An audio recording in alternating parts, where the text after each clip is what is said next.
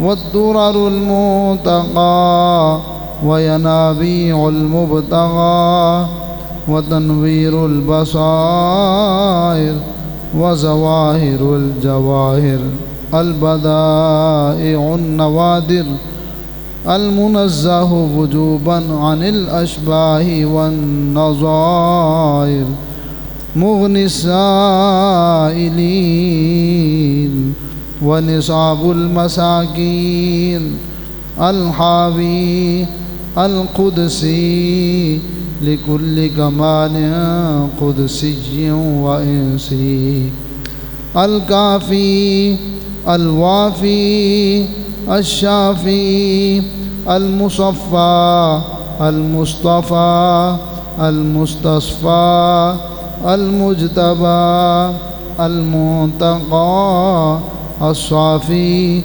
عدة النوازل وأنفع الوسائل لإسعاف السائل بعيون المسائل عمدة الأواخر وخلاصة الأوائل وعلى آله وصحبه وأهله وحزبه مصابيح الدجى ومفاتيح الهدى لا سيما الشيخين الصاحبين الآخذين من الشريعة والحقيقة بكلا الطرفين والختنين الكريمين كل منهما نور العين ومجمع البحرين وعلى مجتهدي ملته وأئمة أمته خصوصا الأركان الأربعة والأنوار اللامعة وابنه الأكرم الغوث الأعظم ذخيرة الأولياء وتحفة الفقهاء وجامع الفصولين فصول الحقائق والشرع المهذب بكل زين وعلينا معهم وبهم ولهم يا أرحم الراحمين آمين آمين والحمد لله رب العالمين. أما بعد فأعوذ بالله من الشيطان الرجيم. بسم الله الرحمن الرحيم. وعباد الرحمن الذين يمشون على الأرض هونا وإذا خاطبهم الجاهلون قالوا سلاما والذين يبيتون لربهم سجدا وقياما. آمنت بالله صدق الله مولانا العلي العظيم وبلغنا رسوله النبي الكريم الأمين. إن الله وملائكته يصلون على النبي يا أيها الذين آمنوا صلوا عليه وسلموا تسلیما. بڑی محبت سے بآواز بلند درشی پڑھیے. الصلاۃ والسلام علیک یا سیدی یا رسول اللہ وعلى آلك وصحابك يا سيدي يا حبيب الله. الصلاة والسلام عليك يا سيدي يا رحمة للعالمين وعلى آلك وصحابك يا سيدي يا محبوب رب العالمين. يا صاحب الجمال ويا سيد البشر من وجهك المنير لقد نبر القمر لا يمكن الثناء كما كان حقه بعد از خدا بزرگ تو یہ قصہ مختصر۔ حضرات گرامی قدر، انتہائی عزت کے لائق بزرگوں، دوستوں، نوجوان ساتھیوں اور عزیز بچوں، مرکز اہل سنت آستانہ عالیہ محدث اعظم پاکستان رضی اللہ تعالی عنہ پر دور دراز علاقوں اور قرب و جوار سے تشریف لانے والے غیور سنی بھائیوں، پیر بھائیوں، آج کے جمعۃ المبارک کے انتہائی بابرکت اور انتہائی فضیلت والے وقت میں اللہ جل مجدہ الکریم کے جو خاص بندے ہیں، ان کی نشانیاں، ان کی سیرت، ان کے احوال کا تذکرہ کرنے کی سعادت اور توفیق حاصل کر رہا ہوں۔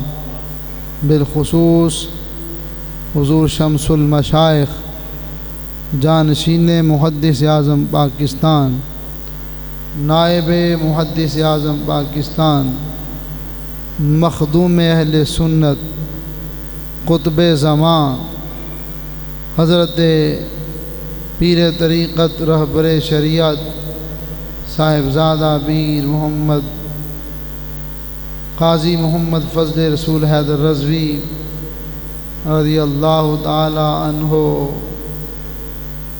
کے تذکار سے اپنے قلوب و اذہان کو منور کرنے کی سعادت اور توفیق حاصل کر رہا ہوں۔ حضرات گرامی قدر، اللہ تعالی جل مجدہ الکریم نے ارشاد فرمایا ہے وَعِبَادُ الرَّحْمَنِ الَّذِينَ يَمْشُونَ عَلَى الْأَرْضِ هَوْنًا، اور رحمان کے بندے وہ ہیں جو زمین پر نرمی سے چلتے ہیں۔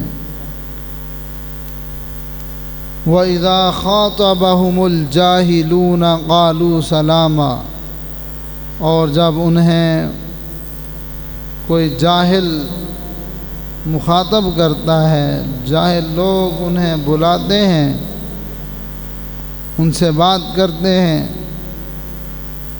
تو وہ سلام کہتے ہیں۔ وہ اللہ کے بندے ان کو سلام کہتے ہیں۔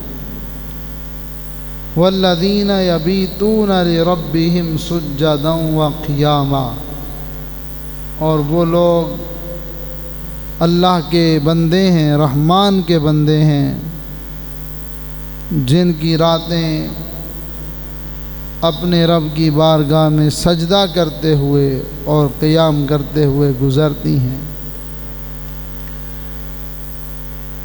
یاد رکھیے، اللہ کی مخلوق تو 18,000 کے لگ بھگ ہے، سارے اللہ کے بندے ہیں، ساری اللہ کی مخلوق ہے۔ تو یہاں پر عباد الرحمن سے کون لوگ مراد ہیں؟ عباد الرحمن سے وہ خاص بندے مراد ہیں جن کا چلنا پھرنا، اٹھنا بیٹھنا، گفتگو کرنا چپ رہنا اللہ اور اس کے پیارے محبوب جل جلالہ وصلی اللہ تعالی علیہ وعلی آلہ واصحابہ وبارک وسلم کی رضا کے لیے ہو جاتا ہے، اور وہ فضول بحث و مباحثہ میں نہیں پڑتے۔ وہ اس بات پر تو عمل کرتے ہیں کہ ادعو الی سبیل ربک بالحکمۃ والموعظۃ الحسنۃ وجادلہم باللتی ہی احسن۔ اللہ کا فرمان ہے کہ اپنے رب کے راستے کی طرف بلاؤ حکمت کے ساتھ اور اچھی نصیحت کے ساتھ۔ کیا مطلب؟ کہ حکمت کا دامن کبھی نہیں چھوڑنا. اور پھر جو نصیحت ہے اس میں بھی انداز مصلحانہ ہو، مخلصانہ ہو، محبت بھرا ہوا ہو، کہ کوئی بندہ ہماری وجہ سے دین سے باغی نہ ہو جائے، ہماری وجہ سے دین نہ چھوڑ دے، ہماری وجہ سے، ہماری بے جا سختی کی وجہ سے جو تھوڑا بہت اسلام میں داخل ہے وہ بھی نہ کہیں جاتا رہے.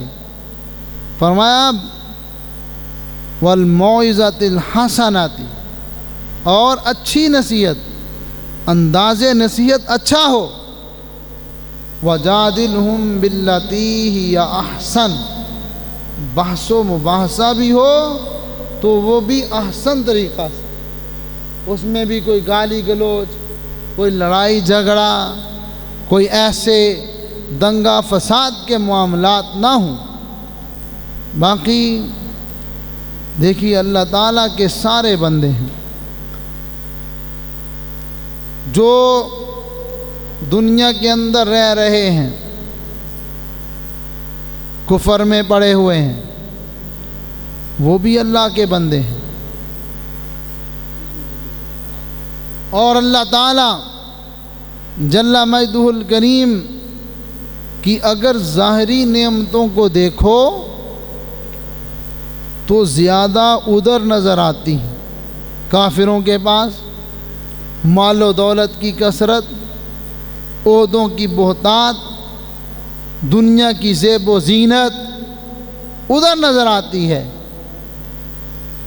اور غربت و افلاس، تنگ دستی ظاہری طور پر ادھر نظر آتی ہے. تو پھر کیا وہ سچے ہیں؟ نعوذ باللہ من ذالک. اللہ پاک جل مجدہ الکریم نے واضح طور پر فرمایا لا یغرنک تقلب الذین کفروا فی البلاد. محبوب کے غلاموں، کافروں کا عیش و عشرت کرتے ہوئے دنیا میں پھرنا کہیں تمہیں دھوکے میں نہ ڈال دے، کہیں اس دھوکے میں نہ آ جانا کہ ان کے پاس کوٹھیاں، بنگلے ہیں، لاؤ لشکر ہیں، فلاں ہے، زیب و زینت ہے، اور ہم جو ہیں روٹی کے لیے ترس رہے ہیں، تو لگتا ہے وہ سچے ہیں. نعوذ باللہ، نعوذ باللہ. یاد رکھیے یہ مال و دولت بھی اللہ کی نعمتیں ہیں، اور جو ایمان ہے یہ اللہ کی سب سے بڑی نعمت ہے. ایمان اللہ کی سب سے بڑی نعمت. جس نے صدق دل سے لا الہ الا اللہ محمد الرسول اللہ صلی اللہ تعالی علیہ وسلم پڑھ لیا، وہ کیا ہے؟ وہ مومن ہے اور وہ کامیاب ہے. اللہ پاک نے کہیں نہیں فرمایا کہ جس کے پاس دولت زیادہ وہ کامیاب ہے، جس کے پاس لاؤ لشکر زیادہ وہ کامیاب ہے، جس کے پاس عہدے زیادہ ہیں وہ کامیاب ہے، جس کی کوٹھیاں، بنگلے اور جس کی فیکٹریاں زیادہ ہیں وہ کامیاب ہے. نہیں فرمایا قد افلح المؤمنون، ایمان والے کامیاب. قد افلح من تزکا، وہ کامیاب ہے جس نے اپنے نفس کو پاک کر لیا. وَذَكَرَ اسْمَ رَبِّهِ فَصَلَّى، اپنے رب کے نام کا ذکر کیا اور نماز پڑھی. فَصَلَّى، نماز پڑھی، وہ کامیاب ہے. بلکہ آگے مذمت کرتے ہوئے فرمایا بل تؤثرون الحیات الدنیا، بلکہ تمہاری حالت یہ ہے اے لوگو، تم دنیا کی زندگی کو ترجیح دیتے ہو. حالانکہ یہ حالت کیا ہے؟ والآخرۃ خیر و ابقا، آخرت بہتر ہے اور ہمیشہ رہنے والی ہے۔ اس کے لیے کام کرنا ہوگا، اس کے لیے چلنا ہوگا، اس کے لیے اٹھنا بیٹھنا ہوگا۔ قبر میں یہ نہیں پوچھا جائے گا کتنی کوٹھیاں، کتنے بنگلے، کتنا کچھ چھوڑ کے آئے ہو، بلکہ قبر کا جو پہلا سوال ہے، جو علامہ جلال الدین سیوطی رضی اللہ تعالی عنہ نے اپنی کتاب شرح الصدور فی حال الموتى والقبور کے اندر ذکر کیا ہے۔ کیا ذکر کیا ہے؟ کہ سب سے پہلا جو سوال قبر میں ہوگا، من ربک، تیرا رب کون ہے؟ یہ نہیں پوچھا جائے گا کیا ہوتا تھا دنیا میں، دنیا میں کتنا مال چھوڑ کے آیا، کتنے بنگلے، کتنی کوٹھیاں، کتنی فیکٹریاں، کتنا بینک بیلنس، نہیں، من ربک، تیرا رب کون ہے؟ جس نے صدق دل سے یہاں پر مان لیا کہ میرا رب اللہ ہے، اللہ تعالیٰ اسے عربی زبان پر دسترس بھی عطا فرما دے گا۔ یعنی جواب وہاں پر پنجابی میں نہیں، سندھی میں نہیں، ہندی میں نہیں، انگریزی میں نہیں، بلکہ عربی میں دے گا۔ اور دنیا میں کوئی کلاس پڑھا تھا یا نہیں پڑھا تھا، دنیا میں اس کو اردو بھی نہیں آتی تھی، لیکن قبر میں جاتے ہی جو نبی صلی اللہ علیہ وسلم کی غلامی لے کر جائے گا، وہ قبر میں جاتے ہی عربی بولنا شروع کر دے گا، عربی سمجھنا شروع کر دے گا، اور فرشتے عربی میں اس سے پوچھیں گے من ربک، تیرا رب کون ہے؟ وہ کہے گا ربی اللہ۔ کون کہے گا؟ آمینہ کے لال عبداللہ کے دار محمد پیارے صلی اللہ تعالی علیہ وسلم نے فرمایا کہ جو ایمان والا یعنی مومن اور موقن، مومن اور موقن، او کے الفاظ ہیں ایمان والا، یقین والا، ایمان والا، یقین والا، وہ جوابات دے گا میرا رب اللہ ہے۔ ما دینوں کا، تیرا دین کیا ہے؟ دینی الاسلام، میرا دین اسلام ہے۔ بخاری شریف کی جو احادیث ہیں ان کے اندر زیادہ تر تیسرے سوال کا ہی تذکرہ ہے، جو آمینہ کے لال عبداللہ کے دار محمد پیارے علیہ الصلوۃ والسلام نے فرمایا ہے کہ قبر میں جاتے ہی بندے سے سوال ہوگا ما کنت تقول فی حق ھذا الرجل محمد صلی اللہ علیہ وسلم، اس شخص محمد کے بارے میں کیا کہا کرتا تھا؟ یعنی نبی پاک صلی اللہ علیہ وسلم کا دیدار بھی ہوگا اور سوال بھی ہوگا۔ پہچان کس کو نصیب ہوگی؟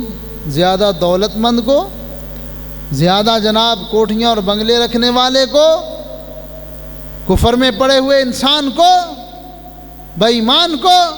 نہیں، مومن کو اور موقن کو، جو یقین رکھتا تھا، جو ایمان والا تھا، وہ آسانی سے جواب دے دے گا، ہاں جی، کہ یہ آمینہ کے لال عبداللہ کے دار محمد پیارے علیہ الصلوۃ والسلام ہیں، ان کی وجہ سے تو مجھے ایمان نصیب ہوا ہے، ان کی وجہ سے تو میں مومن ہوا ہوں۔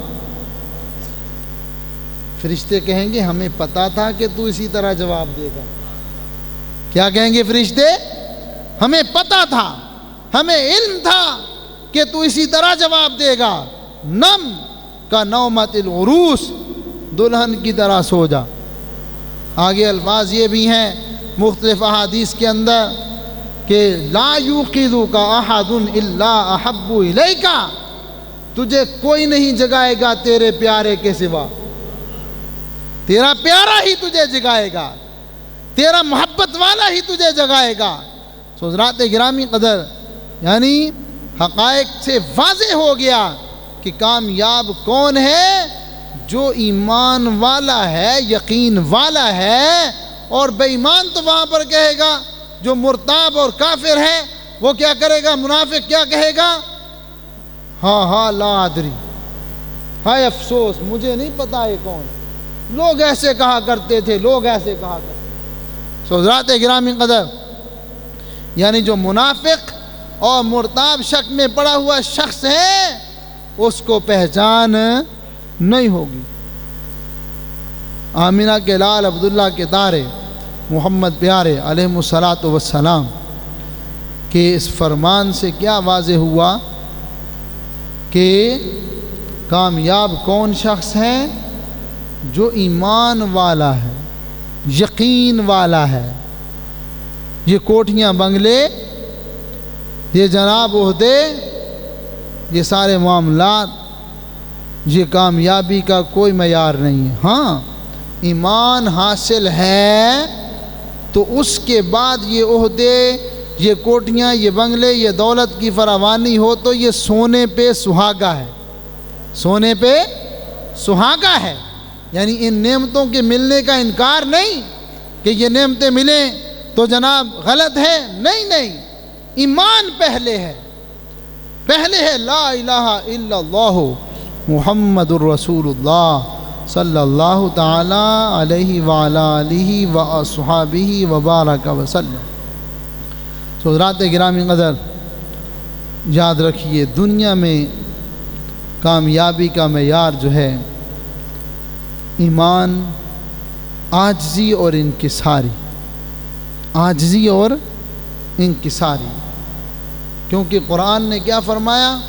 وَعِبَادُ الرَّحْمَنِ الَّذِينَ يَمْشُونَ عَلَى الْأَرْضِ هَوْنًا، اور رحمان کے بندے وہ ہیں جو زمین پر نرمی سے چلتے ہیں، اکڑ کر نہیں چلتے، گریبان کھول کر نہیں چلتے، ہاں جی پاؤں مار کر نہیں چلتے، بلکہ نرمی سے۔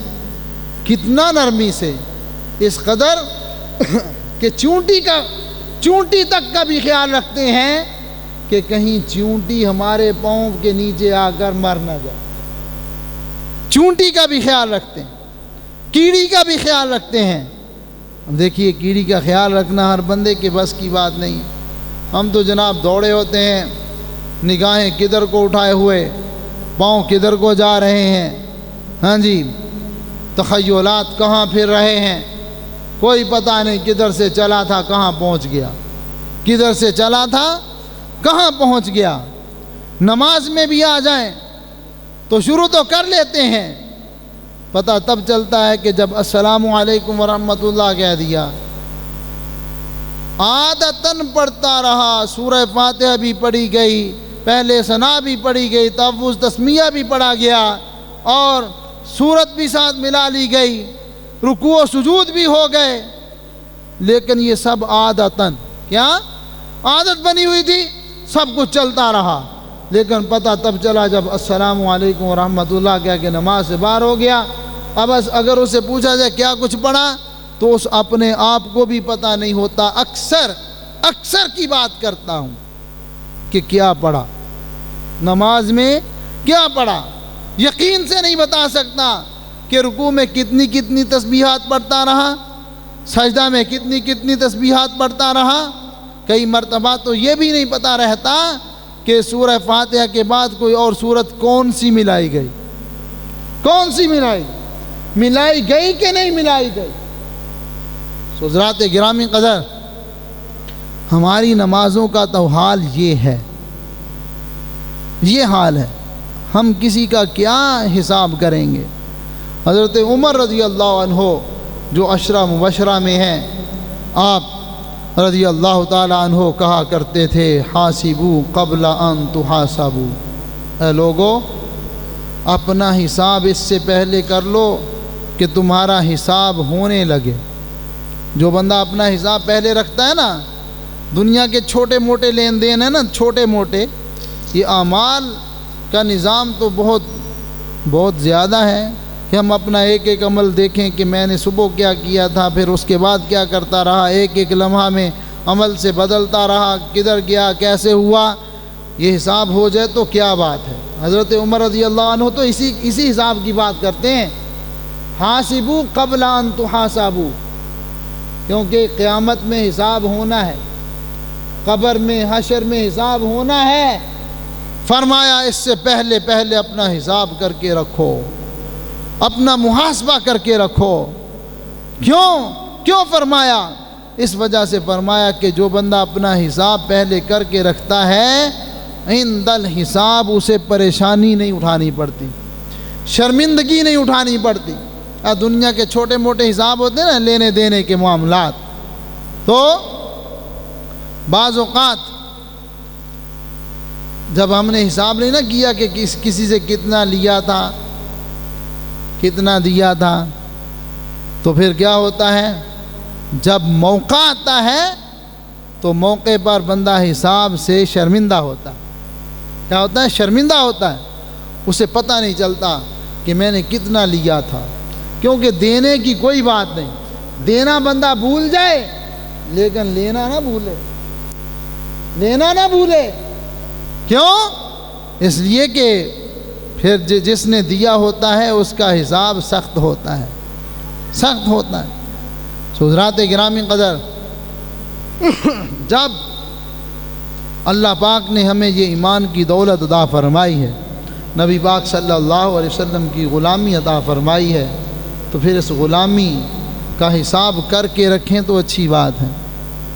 نماز کی پابندی رکھیں، ذکر اذکار کی طرف پوری توجہ رکھیں، اور اس بات کی طرف توجہ رکھیں کہ نبی پاک صاحب لولاک صلی اللہ تعالی علیہ وسلم پر اترنے والا قرآن کن لوگوں کی تعریف کر رہا ہے، کن لوگوں کے اوصاف بیان کر رہا ہے۔ وہ ہیں اللہ کے برگزیدہ بندے اور اللہ کے ولی، جنہوں نے اپنی زندگی کا اوڑھنا بچھونا نبی پاک صلی اللہ علیہ وسلم کی غلامی کو بنایا۔ وہ دنیا کے پھر مقتدا ہوتے ہیں، پیشوا ہوتے ہیں، اہل حق ان سے تربیت حاصل کرتے ہیں۔ اہل حق کیا کرتے ہیں؟ ان سے تربیت لیتے ہیں۔ حضرات گرامی قدر، آمینہ کے لال عبداللہ کے دار محمد پیارے صلی اللہ تعالی علیہ وسلم نے فرمایا کہ جو شخص زمین پر اکڑ کر چلتا ہے، اکڑ کر، جب وہ قبر میں جائے گا تو قبر اس کو خوب دبائے گی اور کہے گی کہ ہاں تو ہی تھا جو میرے اوپر اکڑ کر چلتا تھا، میرے اوپر اکڑ کر چلتا تھا۔ عاجزی انکساری اللہ کی بارگاہ میں بہت محبوب ہے۔ ہم حضور غوث اعظم سرکار رضی اللہ عنہ کے بارے میں کہتے ہیں کہ آپ نے عبادت و ریاضت کے انبار لگا دیے، لیکن شیخ سعدی رضی اللہ عنہ فرماتے ہیں، کیونکہ شیخ سعدی رضی اللہ عنہ اور حضور غوث اعظم سرکار رضی اللہ عنہ کا زمانہ ایک ہے، ظاہری زمانہ ایک ہے، ایک زمانہ پایا ہے۔ حضرت شیخ سعدی رضی اللہ عنہ فرماتے ہیں، اتنی بڑی باتیں اور ریاضتیں رکھنے والے شخص شیخ عبد القادر جیلانی الحسنی والحسینی، عبادت و ریاضت کا بھی انبار، نسبتوں کا بھی کمال، کیونکہ حسنی سید ہیں، حسینی سید ہیں، نجیب الطرفین سید ہیں، نسبتوں کا بھی کمال۔ لیکن فرماتے ہیں میں نے بیت اللہ شریف پر حاضری دیتے ہوئے ان کو دیکھا، بیت اللہ کا غلاف پکڑ کر رو بھی رہے تھے، رو بھی رہے تھے، اور اللہ کی بارگاہ میں عرض کر رہے تھے، اے اللہ مجھے بخش دینا، مجھے بخش دینا، مجھے معاف کر دینا، اور اگر معاف کرنا منظور نہ ہو تو پھر مجھے اندھا کر کے اٹھانا۔ اللہ الصمد، کس قدر عاجزی ہے، کس قدر انکساری ہے، اور پھر کمال بھی ایسے لوگوں کو ملتا ہے جو عاجزی اور انکساری کا پیکر بن کر جیتے ہیں، عبادت و ریاضت کے ساتھ ساتھ وہ حقوق العباد کا مکمل خیال رکھتے ہیں۔ حضرات گرامی قدر، آمنہ کے لال عبداللہ کے تارے محمد پیارے صلی اللہ علیہ وسلم پر اترنے والا قرآن عباد الرحمن کی تعریف کیا کر رہا ہے، وَإِذَا خَاطَبَهُمُ الْجَاهِلُونَ قَالُوا سَلَامًا، اور جب کوئی جاہل ان سے بات کرتا ہے تو وہ سلام کہتے ہیں۔ مطلب کیا ہے؟ اس بات کا کیا مطلب ہے؟ کیا وہ جاہلوں سے مکمل طور پر منہ موڑ کر رہتے ہیں؟ نہیں، وہ اصلاح کی پوری کوشش کرتے ہیں، لیکن کوئی شخص بات نہیں مانتا، اوپر سے اپنے غلط موقف کے اوپر دلائل دینے لگتا ہے، تو ویسے لوگوں کے ساتھ بحث و مباحثہ نہیں کرتے۔ یہ مطلب ہے۔ باقی اصلاح تو وہ پوری کرنے کی کوشش کرتے ہیں، کیونکہ وہ تو آئے ہی بندوں کی اصلاح کے لیے ہیں۔ ان کا تو ایک ایک عمل، ایک ایک قول، ایک ایک لمحہ جو ہے وہ مخلوق کے خدا کی اصلاح کے لیے وقف ہوتا ہے۔ اور اگر جاہلوں کے ساتھ وہ بات نہیں کریں گے، اگر جاہلوں کی وہ بات نہیں سنیں گے، تو پھر ان کو علم کہاں سے آئے گا؟ جاہلوں کو علم کہاں سے آئے گا؟ لیکن بات یہ ہے کہ وہ دیکھ لیتے ہیں، اللہ کے بندے دیکھ لیتے ہیں کہ یہ شخص انکار کے کس مقام پر کھڑا ہے۔ اگر یہ اتنا منکر ہے کہ کوئی دلیل بھی اس پر اثر نہیں کرتی، 1000 مرتبہ اس کو آزما لیا، تو پھر اللہ والے ان سے کنارہ کشی کرتے ہیں۔ کیونکہ اس کی جاہلانہ باتوں کی وجہ سے کہ یہ جاہل نہیں اجہل ہے، بات کرتے ہوئے مانتا بھی نہیں، غلط موقف کے اوپر دلائل دینے شروع کر دیتا ہے۔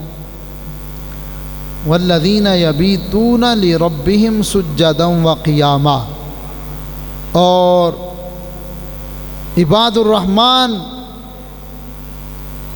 کی راتیں اللہ کی بارگاہ میں سجدہ کرتے ہوئے اور قیام کرتے ہوئے گزرتی ہیں۔ حضرات گرامی قدر، یہ ہے اللہ والوں کی نشانیاں۔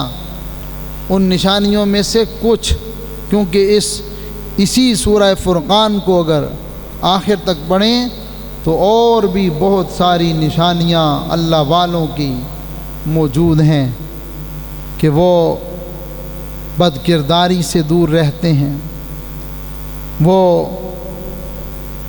نرم مزاج رہتے ہیں، لیکن جب ان کے سامنے اللہ کی آیتیں پڑھی جاتی ہیں تو وہ خشوع و خضوع سے سنتے ہیں اور عمل کے جذبات سے سرشار ہو جاتے ہیں۔ کیونکہ قرآن پاک پڑھنے اور سننے کے 3 درجے ہیں۔ ایک درجہ یہ ہے کہ قرآن پاک پڑھو، صحیح معنوں میں پڑھو، تلفظ، ادائیگی سب کچھ ٹھیک ہونا چاہیے، اور اس کے بعد ہے سمجھنا۔ پہلے قرآن پاک پڑھنا، پھر سمجھنا کہ قرآن پاک کیا فرما رہا ہے، کس بات کا حکم دے رہا ہے، کس بات سے منع فرما رہا ہے۔ جس کے کرنے کا حکم دے رہا ہے وہ کرنا، اور جس کے کرنے سے منع فرما رہا ہے اس سے رک جانا۔ یہ تینوں درجے ایمان والوں کے لیے لازم ہیں، کیونکہ جو ایمان لایا اور اچھے کام کیے، کیونکہ اچھا کام کہاں سے سمجھے گا؟ اپنی فہم سے تو نہیں۔ اچھے کام کی سمجھ کہاں سے آئے گی؟ قرآن پڑھنے سے، اللہ کے محبوب صلی اللہ علیہ وسلم کا فرمان پڑھنے، اللہ والوں کی صحیح معنوں میں صحبت حاصل کرنے سے۔ حضرات گرامی قدر،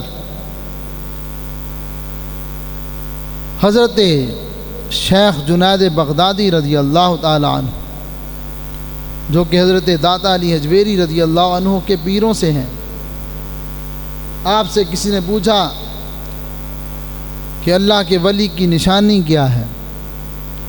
تو آپ رضی اللہ تعالیٰ عنہ نے فرمایا جس کے ایک ہاتھ میں قرآن پاک ہو اور دوسرے ہاتھ میں محبوب صلی اللہ علیہ وسلم کا فرمان پاک ہو اور اس کا کوئی قدم بھی اللہ کی رضا کے خلاف نہ اٹھے، ایسا شخص اللہ کا ولی ہے، ایسا شخص اللہ کا ولی ہے۔ حضرات گرامی قدر، لہذا ولایت کا یہ سارا مفہوم اور یہ سارے درجے، جو شخص اللہ کے جتنا قریب ہوتا چلا جاتا ہے وہ اتنا ہی خاموش ہوتا چلا ہے، کیونکہ اللہ کے نبی آمنہ کے لال عبداللہ کے دار علیہ الصلاۃ والسلام، آپ سے بڑھ کر اللہ کی قربت کس کو حاصل ہوگی؟ آپ سے بڑھ کر قربت کس کو نصیب ہوگی؟ آپ صلی اللہ تعالی علیہ وسلم صحابہ کرام علیہ رضوان کو کیا فرمایا کرتے تھے؟ فرمایا کرتے تھے کہ جو کچھ میں جانتا ہوں اگر تم جان لو تو تم ہنسو کم اور رو زیادہ رو۔ مطلب کیا ہے؟ اب جو کچھ آپ جانتے تھے سارا کچھ صحابہ کرام علیہ رضوان کو بتاتے نہیں تھے، اور کبھی کسی صحابی کو راز کی بات بتا بھی دی تو آگے بتانے کی اجازت نہیں دی۔ اس لیے صحابہ کرام علیہ رضوان فرماتے ہیں کہ ہمیں دو طرح کے علوم اللہ کے نبی صلی اللہ علیہ وسلم نے عطا فرما دیے، ایک وہ ہے جو ہم نے بتا دیا، اور دوسرے علوم وہ ہیں کہ اگر ہم بتائیں تو ہمارا حلقوم کاٹ دیا جائے، ہمارا گلا کاٹ دیا جائے۔ مطلب کیا ہے کہ کچھ باتیں بتانے کی ہوتی ہیں، کچھ نہیں بتانے کی ہوتی، اور دلالت حال جو ہے اس کو بھی ملحوظ خاطر رکھنا ضروری ہوتا ہے۔ دلالت حال کہ جن سے بات ہو رہی ہے ان کے ذہنوں کی زمین کتنی زرخیز ہے۔ جن لوگوں کو نماز کے مسائل سیکھنے کی فرصت نہیں ہے وہ صحابہ کرام علیہ رضوان کے اختلاف کو کیا سمجھ سکیں گے؟ وہ علماء کے آپسی اختلاف پر کیا بحث سن سکیں گے؟ حضرات گرامی قدر، لہذا اتنی بات بتانا، کلم الناس علی قدر عقولہم، لوگوں سے اتنی بات کرو۔ اللہ کے نبی آمنہ کے لال عبداللہ کے دار علیہ الصلاۃ والسلام نے فرمایا لوگوں سے اتنی بات کرو جتنی ان کی عقل ہے، جتنی ان کی عقل ہے، فہم ہے، شعور ہے۔ اسی وجہ سے فرمایا نا، ادعو الی سبیلک بالحکمت والموعظۃ الحسنہ، اپنے رب کے راستے کی طرف کیسے بلاؤ؟ حکمت کے ساتھ اور اچھی نصیحت کے ساتھ۔ وجادلہم باللتی ہی احسن، اور بحث و مباحثہ بھی کرنا پڑے تو احسن طریقہ سے، دلائل کے ساتھ، گالی گلوچ کے ساتھ نہیں، دنگا فساد کے ساتھ نہیں، دھینگا مشتی کے ساتھ نہیں، دھکے کے ساتھ نہیں۔ کس طرح؟ وَجَادِلْهُمْ بِالَّتِي هِيَ أَحْسَنُ، اگر بحث و مباحثہ بھی کرنا پڑے تو احسن طریقہ سے۔ 14واں پارہ ہے، سورہ نحل ہے، اور جتنی باتیں بھی ہیں، کیونکہ قرآن پاک کے اسلوب کے اندر بہت کچھ ہے، لیکن بہت کچھ کو اچھے امتزاج سے بیان کرنا ہر بندے کے بس کی بات نہیں ہے، بہت کچھ ہے۔ قرآن یہ بھی فرماتا ہے یا ایھا النبی جاہد الکفار والمنافقین واغلظ علیہم، کہ اے نبی کافروں کے ساتھ اور منافقوں کے ساتھ جہاد کرو اور ان پر سختی کرو۔ لیکن یہ سارے معاملات یہ سارے سسٹم، یہ وَجَادِلْهُمْ بِالَّتِي هِيَ احسن طریقہ سے بحث و مباحثہ کرو. ادھر جہاد کا بھی حکم ہے، ادھر جو ہے اچھے طریقہ کا بھی حکم ہے. ان تمام چیزوں کو ملا کر جو حکمت سے بات کرے گا وہ اللہ کا ولی ٹھہرے. حضور اعلیٰ حضرت امام اہل سنت مجدد دین و ملت الشاہ احمد رضا خان فاضل بریلوی شیخ الاسلام والمسلمین مجدد اعظم امام احمد رضا فاضل بریلوی رضی اللہ تعالی عنہ، یاد رکھیے آپ سے بڑھ کر، آپ سے لے کر آج تک دشمنوں پر زیادہ سخت کوئی نہیں ہو سکتا. اور پھر آپ رضی اللہ تعالی عنہ کی تعلیمات سے آپ کے دونوں شہزادے حضور حجت الاسلام اور حضور مفتی اعظم ہند مفتی محمد مصطفیٰ رضا خان رضی اللہ تعالی عنہم، اور پھر ان کے فیوز و برکات حاصل کر کے حضور محدث اعظم پاکستان رضی اللہ تعالی عنہ، جس قدر آپ اہل نفاق پر، اہل کفر پر اور اہل شرک پر سخت تھے، کوئی بندہ بھی سخت نہیں ہو سکتا. سخت تھے لیکن حکمت کا دامن کبھی نہیں چھوڑا. سختی کی اپنی ذات کے لیے کبھی نہیں کی، کبھی نہیں کی اپنی ذات کے لیے. آپ کی آنکھیں آنسوؤں سے بھر جائیں جب آپ حضور اعلیٰ حضرت رضی اللہ عنہ کا وہ جواب سنیں کہ جب آپ سے حضرت علامہ سید ظفر الدین بہاری رضی اللہ عنہ نے عرض کی، جب ایک مرتبہ خط پڑھا اس کے اوپر آپ رضی اللہ عنہ کو بے شمار گالیاں، خط پر بے شمار گالیاں دی گئیں، تو آپ کی آنکھوں سے آنسو جاری ہو گئے اور آپ عرض کرنے لگے، حضور اگر ہم اہل نفاق کو کچھ ان کے ساتھ نرمی کر لیں تو پھر کیا احسن طریقہ ہو. آپ رضی اللہ عنہ نے فرمایا یہ خط بھی پڑھو، کسی کے اوپر شیخ الاسلام والمسلمین لکھا ہے، کسی پر مفسر قرآن لکھا ہے، کسی پر حجت الاسلام لکھا ہے، کسی کے اوپر کچھ لکھا ہے، عاشق رسول لکھا ہے صلی اللہ تعالی علیہ وسلم. فرمایا کیا اچھا ہے کہ لوگ ہمیں گالیاں دیتے ہیں، جب وہ ہمیں گالیاں دیتے ہیں اس وقت میرے آقا و مولا حضرت محمد مصطفیٰ احمد مجتبیٰ صلی اللہ علیہ وسلم کی شان میں گستاخی سے بچ جاتے ہیں، بچ جاتے ہیں. لیکن آپ نے کسی کو کسی طریقہ سے جسمانی طور پر تکلیف نہیں دی کہ یوں کر دو، توں کر دو، یہ لے لو، وہ لے لو، اسے پکڑ لو، اسے پکڑ لو، یہ کام نہیں کیا. اپنے گھر میں بیٹھ کر تبلیغ کا انداز اور عمل کا انداز اتنا سخت رکھا کہ خدا کی عزت کی قسم دشمن بھی کہنے پر مجبور ہو گیا کہ بے شک ہمیں وہ وقت بھی آ گیا کہ بے شک ہمیں بہت کچھ کہتے تھے لیکن اللہ کے محبوب صلی اللہ علیہ وسلم کے عاشق ضرور تھے، عاشق تھے.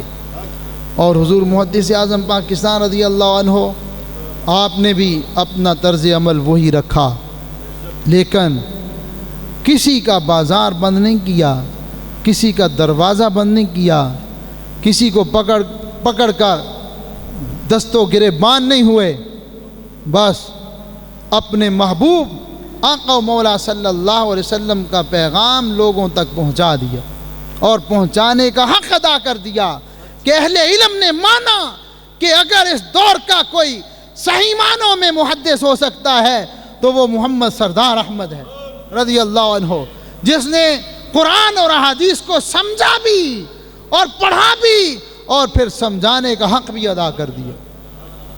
اور پھر آپ کے لخت جگر نور نظر، جن کا 5واں سالانہ عرس پاک ابھی ہونے جا رہا ہے۔ 22 اکتوبر ربیع ثانی کی ہمیشہ کے لیے تاریخ مقرر ہے۔ 28 ربیع ثانی ہمیشہ کے لیے، انگریزی تاریخ بدلتی رہے گی لیکن 28 ربیع ثانی جو ہے یہ نہیں بدلے گی۔ 28 ربیع ثانی کا دن گزرے گا، جو آگے رات آئے گی 29 ربیع ثانی کی ہوگی، تو اس میں آپ کا عرس پاک ہمیشہ آپ کی خدمات دینیہ کو خراج عقیدت اور خراج تحسین پیش کیا جاتا رہا ہے اور قیامت تک پیش کیا جاتا رہے گا کہ آپ نے 18 سال کی عمر سے لے کر 80 سال کی عمر تک اہل سنت و جماعت کی قیادت کیسے فرمائی، کیسے ان کو ایک رکھا، کس طریقہ سے ان کے دلوں میں عشق مصطفیٰ صلی اللہ علیہ وسلم کی شمع بھی روشن فرمائی اور دشمن کو پتہ بھی نہیں لگنے دیا، پتہ بھی نہیں لگنے دیا۔ حضرات گرامی قدر، مساجد، مدارس اور کس قدر نبی پاک صلی اللہ علیہ وسلم کی غلامی میں سرشار رہے اور درود و سلام کی کثرت کی، کیوں نہ ہوتا ہزاروں علماء و مشائخ کے موجودگی میں حضور محدث اعظم پاکستان رضی اللہ عنہ نے آپ کے سر انور پر وہ دستار فضیلت، وہ دستار سجادگی سجائی تھی جو آپ کو حضور مفتی اعظم ہند مفتی محمد مصطفیٰ رضا خان فاضل بریلوی رضی اللہ عنہ کی بارگاہ سے ملی تھی، اور حضرت حجت الاسلام امام حامد رضا خان فاضل بریلوی رضی اللہ عنہ کی بارگاہ سے ملی تھی، اور ان کو حضور اعلیٰ حضرت شیخ الاسلام والمسلمین امام احمد رضا رضی اللہ عنہ کی بارگاہ سے ملی تھی۔ اور پھر آپ نے اسی طرز عمل کو آگے چلاتے ہوئے ہزاروں علماء اور مشائخ کی موجودگی میں وہی دستار سجادگی حضور قائد ملت اسلامیہ نبیرہ محدث اعظم پاکستان، صحیح معنوں میں حضور اعلیٰ حضرت حضور محدث اعظم پاکستان، حضور شمس المشائخ نائب محدث اعظم پاکستان رضی اللہ عنہم کی تعلیمات کے امین حضور سجادہ نشین آستانہ عالیہ محدث اعظم پاکستان دامت برکاتہم القدسیہ کے سر پر ہزاروں علماء اور مشائخ کی موجودگی میں 2014 میں اپنے دست ولایت سے سجا دی اور تمام سلاسل میں بیعت کی اجازت بھی عطا فرما دی، اور الحمدللہ اس وقت اہل سنت و جماعت کی صحیح معنوں میں قیادت اور صحیح معنوں میں اہل سنت و جماعت کی ہر فیلڈ میں تربیت کا جو بیڑا اٹھائے ہوئے ہیں، خدا کی عزت کی قسم یہ سب فیوز و برکات ہیں۔ کن کے؟ حضور غوث اعظم سرکار، حضور داتا علی حجویری، حضور خواجہ معین الدین چشتی اجمیری، حضور اعلیٰ حضرت حضور حجت الاسلام حضور مفتی اعظم ہند اور حضور محدث اعظم پاکستان حضور شمس المشائخ نائب محدث اعظم پاکستان رضی اللہ تعالی عنہم کی تعلیمات کے وہ فیوز و برکات ہیں کہ جس کی وجہ سے آج الحمدللہ اہل سنت و جماعت کو یہ عظیم رہنما، عظیم پیر طریقت رہبر شریعت اور عظیم قائد حاصل ہیں۔ خوش قسمتی ہے ان لوگوں کی جو صدق دل سے اپنے مرکز کے ساتھ جڑے ہوئے ہیں، اپنے مرکز سے اصلاح لیتے ہیں، اپنے مرکز سے تعلیم لیتے ہیں، بڑا بن کر ان کو نہیں دکھاتے، یہ نہیں کرتے کہ ہم چما دیگرے نیست، سارا کچھ یہاں سے حاصل کیا اب ہم چما دیگرے نیست۔ ہاں جی، کون ہے جس کے پاس مسجد تک مدرسہ تک خدا کی عزت کی قسم اگر اس کو حاصل ہے تو علم تو حاصل ہے ہی، لیکن مسجد اور مدرسہ بھی اگر حاصل ہے تو حضور محدث اعظم پاکستان رضی اللہ عنہ کے فیوز و برکات اور آپ کی تعلیمات اور آپ کی کوششوں سے حاصل ہے۔ اور پھر حضور شمس المشائخ نائب محدث اعظم پاکستان رضی اللہ تعالی عنہ کی کوششوں سے اور ان کی حکمت عملی کی تعلیم اور حکمت عملی کے کوششوں سے آج حاصل ہے۔ اور آج اسی حکمت عملی کے ساتھ الحمدللہ حضور قائد ملت اسلامیہ نبی رائے محدث اعظم پاکستان جانشین حضور شمس المشائخ دامت برکاتہم القدسیہ اہل سنت و جماعت کی تعلیم اور تربیت فرما رہے ہیں۔ خوش قسمتی ہے ان اہل سنت و جماعت کی جو صدق دل سے آپ کے ساتھ جڑے ہیں، اصلاح لیتے ہیں، تربیت لیتے ہیں۔ اللہ تعالیٰ جل مجدہ الکریم ہم سب کو سب حقائق کو سمجھ کر عمل کی توفیق عطا فرمائے۔ اولیاء کرام علیہم رضوان کے فیوز و برکات سے ہم سب کو وافر حصہ عطا فرمائے، آمین۔ وآخر دعوایا الحمدللہ۔ ہاں جی ہاں جی تو 2:30 بجے کا ہی کہا تھا آپ نے۔ حضرات گرامی قدر، اللہ تعالیٰ جل مجدہ الکریم نے اپنے محبوب اور برگزیدہ بندوں کی جو نشانیاں بتائی ہیں وہ یہی ہیں، اور آمنہ کے لال عبداللہ کے دار محمد پیارے علیہم الصلاۃ والسلام آپ نے ایک صدقات میں سے بات جو فرمایا کہ جو شخص اپنے اہل خانہ پر خرچ کرتا ہے یہ بھی صدقہ ہے، یعنی اللہ پاک اس پر بھی ثواب عطا فرماتا ہے۔ اور بازار میں جو چیز رکاوٹ بنے، جو چیز بازار کے اندر کسی طرح بھی تکلیف دہ ہو مسافروں کے لیے، جو شخص اس کو ہٹا دیتا ہے اللہ تعالیٰ اسے بھی صدقے کا ثواب عطا فرمائے۔ بازار سے ایک تکلیف دہ چیز کو ہٹا دینا یہ بھی صدقہ ہے۔ تو بازار میں تکلیف پیدا کر دینا مختلف طریقوں سے، جو ہم نے نظام بنایا، جو سسٹم بنایا، دینی تعلیمات کے اندر کہیں بھی ایسے نہیں ہے کہ بازار کو روکو، بازار کو جو ہے کسی طریقہ سے بھی یرغمال بناؤ، گزرنے والوں کو تکلیف دو، اور اسی طریقہ سے بازار میں اپنی عمارتوں کو بڑھا لو۔ یہ بھی ہم میں بڑی مقصد ہے کہ ایک عجب شکایت ہے، 4 مرلے کا گھر ہے اپنا، جب تک ہم آدھا مرلہ بازار کا ساتھ نہ ملا لیں تو ہمیں سکون نہیں آتا، ہمیں تسلی نہیں ہوتی۔ میں نے احتیاط سے عرض کیا ہے، بھٹ صاحب فرما رہے بہت تھوڑا بتایا، یہاں پر تو لوگ 4 مرلے ہیں تو کوشش کرتے ہیں کہ آدھی جو زمین ہے بازار کی بھی ساتھ مل جائے، یعنی یہ بھی تکلیف ہے گزرنے والوں کے لیے، یہ بھی تکلیف ہے۔ حضرات گرامی قدر، اور حضور محدث اعظم پاکستان حضور اعلیٰ حضرت رضی اللہ تعالی عنہما اور حضور شمس المشائخ نائب محدث اعظم پاکستان رضی اللہ تعالی عنہم کی تعلیمات سے یہ بھی ہے کہ ہمیشہ حکومت اور ریاست خصوصاً جو ان کی وہ باتیں جو شریعت مطہرہ سے نہیں ٹکراتی، شریعت مطہرہ سے نہیں ٹکراتی، ان پر عمل کرنا بھی ضروری سمجھا۔ حضور محدث اعظم پاکستان رضی اللہ عنہ آپ تانگے پر سفر کرتے تھے، تو تانگے پر اصل میں قانونی طور پر ایک سیٹ کے اوپر 2 سواریاں بیٹھ سکتی، 2 سواریاں، اس وقت یہ قانون تھا، اور آج بھی سیٹوں کے اوپر قانون اسی طرح ہے، لیکن جہاں 3 سواریاں بٹھانے کی اجازت ہے وہاں پر 4 نہ بٹھائے تو جناب روزی پوری نہیں ہوتی۔ پھٹے پر منع ہے، جب تک پھٹا نہ لگا لیں وہ کہتے ہیں ہماری روزی پھٹے سے بنتی ہے، پھٹے سے بنتی ہے۔ تو آپ رضی اللہ عنہ اس کی بھی خلاف ورزی نہیں کرنے دیتے تھے۔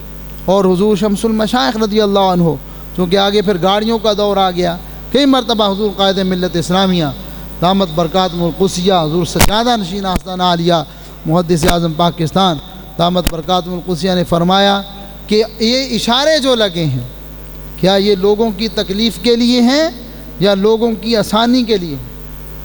یہ لوگوں کی آسانی کے لیے کہ لوگ سمجھ کر سفر کریں، تاکہ آپس میں متصادم نہ ہو جائیں کہ ادھر سے بھی ایک جو ہے گاڑی آ رہی، ادھر سے بھی آ رہی، چاروں طرف سے جب گاڑیاں آئیں گی تو ایک تو ایکسیڈنٹ بھی ہو سکتا ہے اور راستہ بلاک بھی ہو سکتا ہے، جیسا کہ اکثر مشاہدہ ہوتا ہے کہ جب اشارے کی پابندی نہیں ہو رہی ہوتی تو تب کیا ہوتا ہے، پھر راستہ بند ہو جاتا ہے، کیونکہ ہر کوئی آگے نکلنے کی کوشش کرتا ہے۔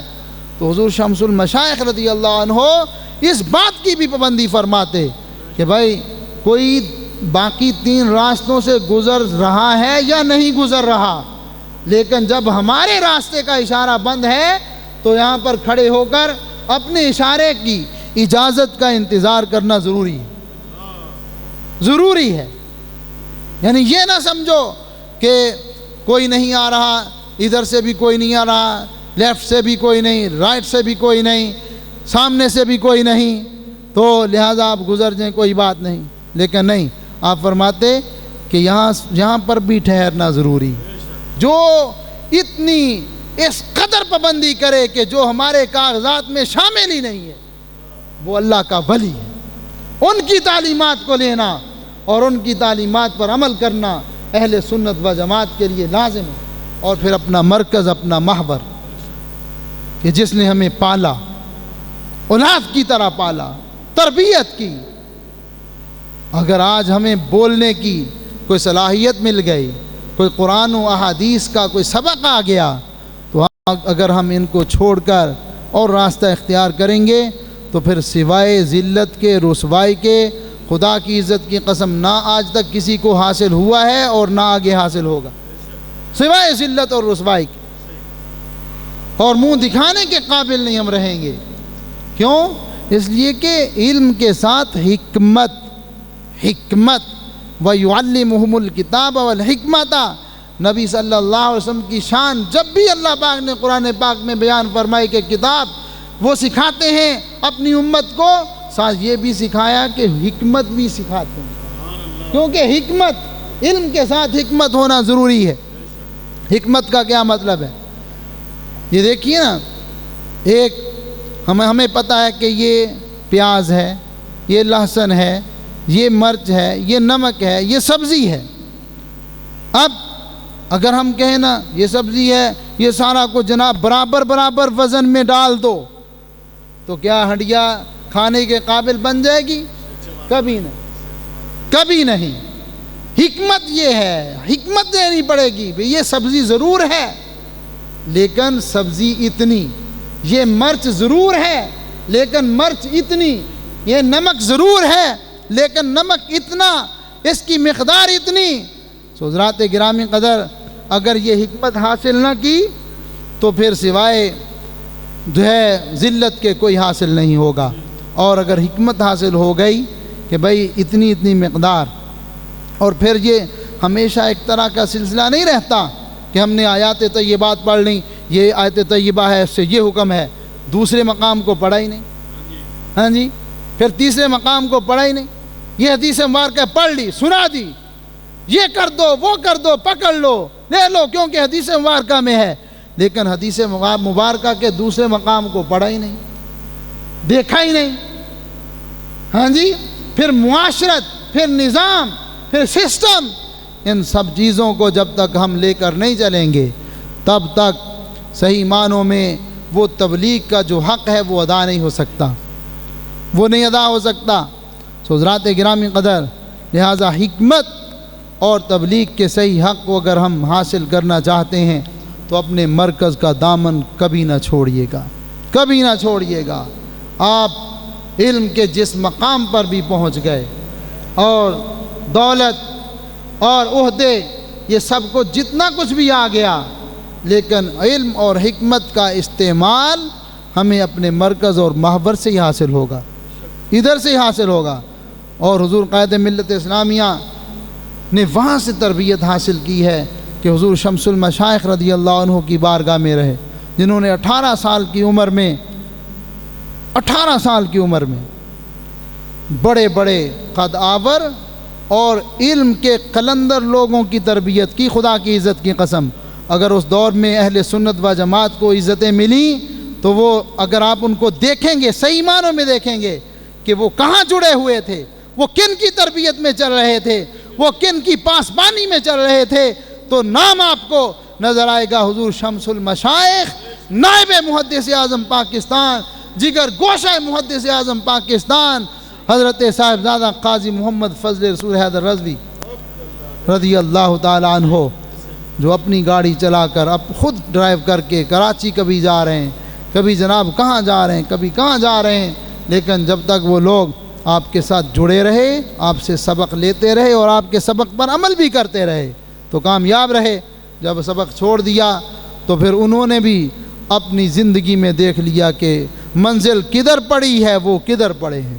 اللہ تعالیٰ جل مجدہ الکریم ہم سب کو حقائق کو سمجھ کر عمل کی توفیق عطا فرمائے۔ آمین۔ وآخر دعوانا الحمدللہ رب العالمین۔